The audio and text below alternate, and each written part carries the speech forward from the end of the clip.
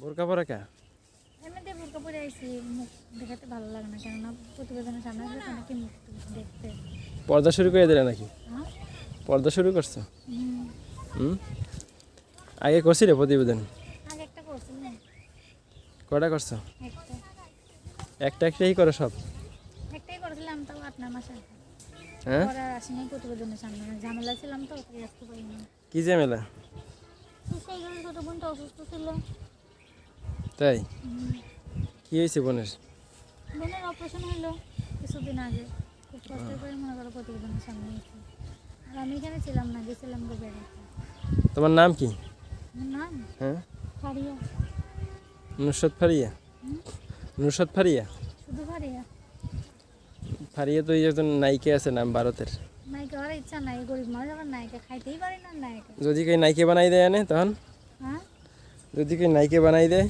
না তো আশা আমার নাই, কেননা 2 দিনের দুনিয়া নায়িকা হওয়ার ইচ্ছা নাই আমার। আমি চাই সাধারণ 10টা মানুষ যেভাবে চলে আমিও সেভাবেই চলি। তাই? হুম। ও, বাসা কই? বাসা সাবরনামা বাজার। নামা বাজার? কে উষা বাজার নাই? বুঝা বাজার নাই, নামা বাজার। তোমাকে দিকে সবই নামা বাজার। হ্যাঁ। দেশের বাড়ি কই? দেশের বাড়ি? হ্যাঁ, বাড়িঘর তো নাই, জন্মস্থান যশোর কালীগঞ্জ। যশোর কালীগঞ্জ? বাড়িঘর থাকবো কি করে? যশোর কালীগঞ্জ? যশোর মায়ের তো অনেক সুন্দর, মানে কথাবার্তা অনেক, ব্যবহার অনেক ভালো। হুম। এই যা মনে করেন তাই।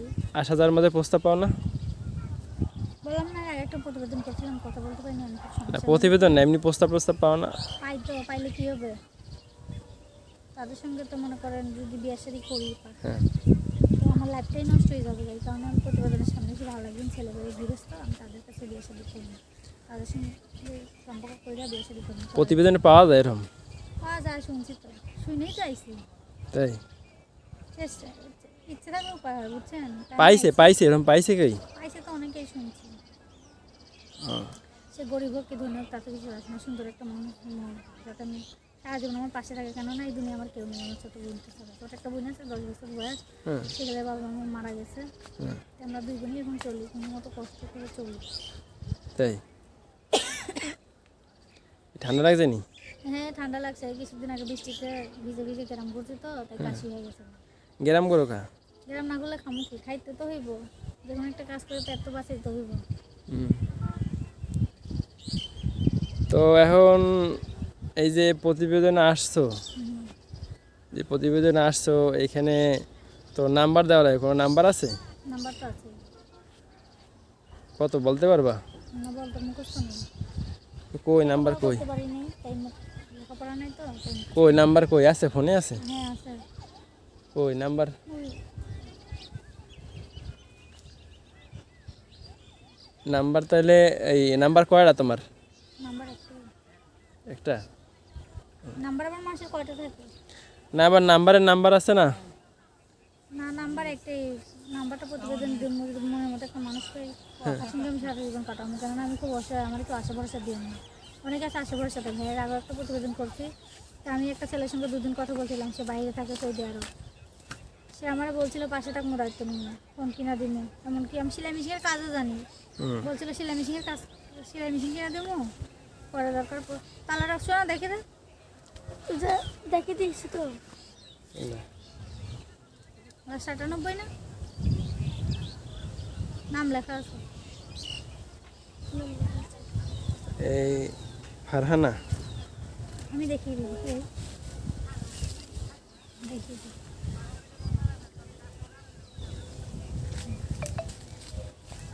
তোমার এই নাম্বারটা যদি কেউ ফোন দেয় তুমি ধরবা না, অন্য কেউ ধরবে? আমি ধরবো, আমার নাম্বার আমি ধরবো, আবার অন্য কেউ কে ধরবে?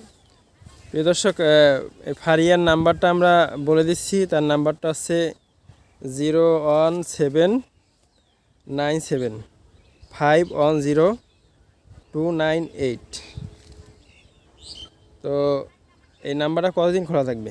কতদিন খোলা থাকবে? মনের মতো মানুষ যদি আমি পাই, আমি তখন এই নাম্বারটা বন্ধ করে দেবো। মনের মতো মানুষ না পাইলে তো আমার তো কথাবার্তা বলতে হইব, যে আমার পাশে থাকবো, দায়িত্ব নেবো, সে তো আমার আর আশা ভরসা দিব না। হ্যাঁ, কারণ এখনকার ছেলেরা বেশিরভাগ বেইমানিই করে, তো যে আমার প্রমাণ দিব যে না পাশে থাকবো, দায়িত্ব নেবো, আমি তো খুব অসহায়। প্রমাণ দিব, আমি তার সঙ্গে কথাবার্তা বলবো, তাকে কথা দেবো, সে আমাকে কথা দিবে, তা আমি তারপরে এই নাম্বারটা অফ করে দেবো। দর্শক তার নাম্বারটা আমরা আবারও বলছি 01797 51 0 29 8। তো এই মানে আশা দেয় কি কি কই আশা দেয়? কি কই আসা দিব, এরা বললাম না এর আগে একটা ছেলের সঙ্গে কথা বলতে, আমার বলছে কি আমি বলছি আমি সেলাই মেশিনের কাজ জানি, একটা সেলাই মেশিন কিনে দিলে আমি কোনো মতো আমার সংসারটা আমার ছোটো বোনকে নিয়ে আমি চালাতে পারবো। তা তোমার মাসে মাসে টাকা করে দেওয়া লাগবে না, কেননা সবারই কষ্টের টাকা। তো এই ছেলেটা বাইরে থাকতো সৌদি আরব, সে বলছে ঠিক আছে ফোন কেনার জন্য টাকা দেবো, ভিডিও ফোন কেনার জন্য, মেশিন কেনার জন্য টাকা দেবো, কিন্তু কাজের বেলায় কিছুই না, সবাই খালি মুখে বড় বড় কথা কয়ে বেরো।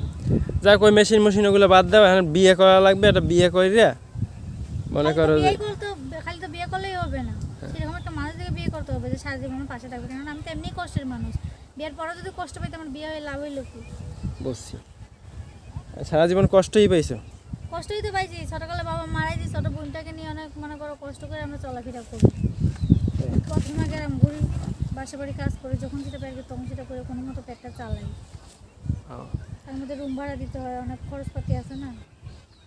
এখন তো সবাই তো প্রতিবেদনে আসে সাহায্য করবে না, অনেকে দেখা যাচ্ছে সাহায্য করবে না, করবে না। এই জন্য যে ভালোবাসা সে অবশ্যই করবে, সব কিছু নিজের মনের কাছে, মন পরিষ্কার থাকলে সবই ভালো, সবই হয়। আর মন পরিষ্কার না থাকলে কিছুই হবে না। যে আমাকে বিশ্বাস করবে সে কি কখনো এইসব কথা বলবে? সে কখনোই এইসব কথা বলবে না। সে আমাকে বিশ্বাস করে ঠিকই সে আমার পাশে থাকতে দায়িত্ব নেবে। আমি তো এরকম মানুষই চাই। ক্ষণিকের ভালোবাসা আমার দরকার নেই, আমি চাই সারা জীবনের জন্য, বুঝছেন? তোমার কি আগে বিয়ে শাদী হয়েছিল? না, বিয়ে শাদী হয় নাই। তাই? সত্যি? তুমি তো বিয়ে শাদীর বিষয়ে মিথ্যে কথা বলে নাকি? বিয়ে হইলে তো বলতাম যে বিয়ে হয়েছে, হয় নাই তাই বলছি হয় নাই। না, আবার কোনো কিছু আসলে লুকোন নিয়ে কিন্তু ভালো না। দেখা যাচ্ছে এই প্রতিবেদন আইয়া কইলে যে আমার বিয়ে শাদী হয় নাই, আবার দেখা যায় যে পরে যোগাযোগ করলো মানুষে, পরে জানতে পারলো তোমার বিয়ে শাদী হয়েছে, তখন কিন্তু একটা ভুল বোঝে মানুষ। ভুল তো বুঝবেই, তখন ওনার মনটাও খারাপ, ওনার মনটাও হয়ে যাবে, খারাপ হয়ে যাবে। না ভাই আমার বিয়ে শাদী হয়নি তাই আমি বলছি বিয়ে শাদী হয়নি, বিয়ে শাদী করবো, করার ইচ্ছা আছে, মনের মতো একটা লাগবে, মনের মতো মানুষ পেলে তাকে বিয়ে শাদী। বিয়ে শাদী হইলে কি শ্বশুর বাড়ি থাকবা না নিজের বাড়ি থাকবা? তো বিয়ের পরে মেয়েরা কই থাকে? শ্বশুর বাড়িতে থাকে, শ্বশুর বাড়িতে তার নিজের বাড়ি।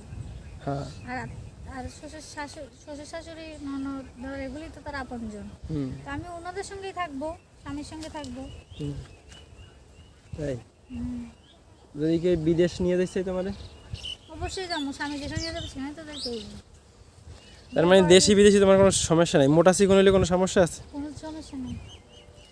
ভালোবাসা কি মোটা চিকন দিয়ে আর গরিব আর ধনী দিয়ে হয়? ভালোবাসা তো ভালোবাসাই। দর্শক আমরা একবার অনুষ্ঠানের শেষ পর্যায়ে দর্শকদের কিছু বলার আছে? দেশীয় বিদেশি ভাইদের কাছে আমার অনেক খারাপ কথা বলেন না, আমি কষ্ট করে প্রতিবেদনের সামনে আইছি। যদি ভালো লাগে, যদি দয়া লাগে, আমি খুব অসহায় বলে প্রতিবেদনের সামনে আইছি, সে আমার পাশে থাকতে পারো।